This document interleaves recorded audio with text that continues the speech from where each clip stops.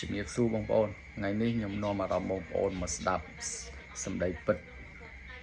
សាក់សីពិតទាំង3នាក់ដែលជាអតីតទា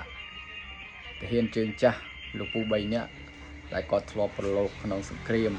សម័យប៉ុលពតបងប្អូនគាត់ប្រៀបធៀបរវាងទាហានសៀមនិងទាហានវៀតណាមថាតើទាហានសៀមនិងទាហានវៀតណាមតើមួយណាខ្លាំងជាងណាបងប្អូនឥឡូវស្ដាប់ទាំងអស់គ្នាអូវាយជើដោយួនចាជើដោវាយរងឈ្នះវាយួនចូលអត់ដឹងខ្លាញ់ងាប់ចេះតែចូលមកចេះតែចូលមកយើងចេះដាក់សិបយកថៃនឹងយួនណា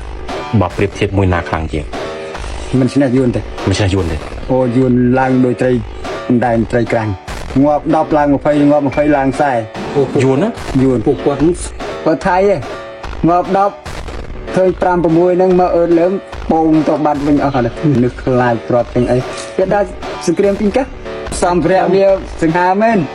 តែ24ម៉ោងលើ24ម៉ោងលេដល់បង្កឥឡូវយួននៅពេលដែលវាចូលមកដូចព្រៃក្រាញ់អញ្ចឹងអូដូណាដូងឹបមួយចូល5ងឹប5ចូល10អត់មានដករត់ដូចមានឆ្នាំអីវាមិនអត់ខ្លាចបណ្ដោយអត់ខ្លាចទេមកឆៅrồiយើងថយđến vềទី50 ម៉ែត្រមិនទូឃើញម៉ោងខ្មៅងឹតទេណាតាមផ្លូវហ្នឹង